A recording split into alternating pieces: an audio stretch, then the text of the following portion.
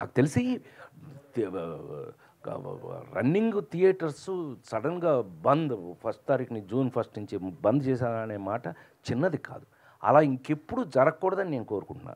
ఏది 48 సంవత్సరాలుగా ఇండస్ట్రీలో ఉండి అలా పిచ్చి డెసిషన్ గబుక్కుని ఏదో ఎవరో అన్నారండి, ఎవరో అన్నది అందులోకి వచ్చేసింది. అది మీ అందరికీ ఎవరో చెప్పుంటారు. ఆటోమేటిక్‌గా మీరేసేస్తారు. మీకేముంటుంది, న్యూసే కదా మీకు.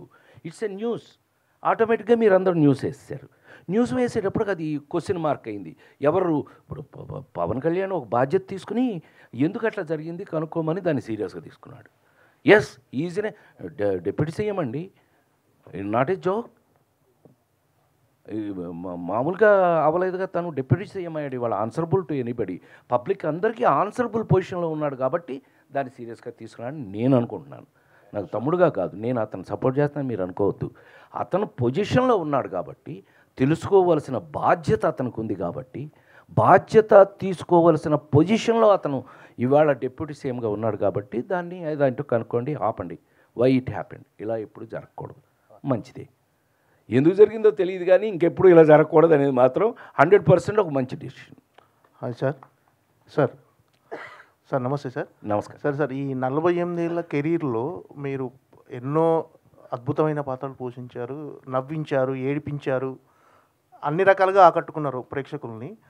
కానీ మీరు అంటే ఒక ప్రభాస్ లాంటి ఒక పాన్ ఇండియా సినిమా చేయడంతో పాటు ఒక కొత్త హీరోని ఎంకరేజ్ చేయటం కానీ, ఒక కొత్త డైరెక్టర్ని ఎంకరేజ్ చేయటం కానీ, అంటే చాలామంది ఆర్టిస్టులు ఏంటంటే ఒక పాన్ ఇండియా సినిమా చేసిన తర్వాత మళ్ళీ మన ఇమేజ్ పడిపోకూడదు, మనం చిన్న సినిమాలు చేయకూడదు అని ఒక గిరి గీసుకొని పెట్టుకుంటారు.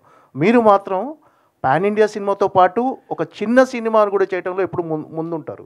సో అంటే ఈ డిసిషన్ తీసుకోవడానికి కారణం ఏంటి అంటే, మనం ఎప్పుడు ఖాళీగా ఉండొద్దు, ఏదో ఒక సినిమా చేస్తూ ఉండాలి, ఖచ్చితంగా మనం ఇలా కంటిన్యూ అవుతుండాలని ఒక ఒక అభిప్రాయమా, లేకపోతే కొత్త వాళ్ళని కూడా ఎంకరేజ్ చేస్తూ వాళ్ళ టాలెంట్ని బయటికి తీసుకురావడం మీ యొక్క సదుద్దేశమా సార్ ఏంటి? మంచి అద్భుతమైన క్వశ్చన్. ఎందుకనంటే నాలాంటి వాడిని అడగాల్సింది అదే క్వశ్చన్లు. ఎందుకనంటే 48 సంవత్సరాల సినిమా మీ అందరికీ తెలుసు. మీ మీ ముందే నేను ఇక్కడున్న మీ రాజేంద్ర ప్రసాదే తమ్ముడు సెల్ ఫోన్ ఎవడు కనిపెట్టాడే కాదు, మీ ముందే నేను ఇన్ని సంవత్సరాల నుంచి నేను చెయ్యింది ఏముంటుంది మీకు తెలుసు కదా. ఇంగ్లీష్ సినిమా హీరోగా యాక్ట్ చేశాను నేను.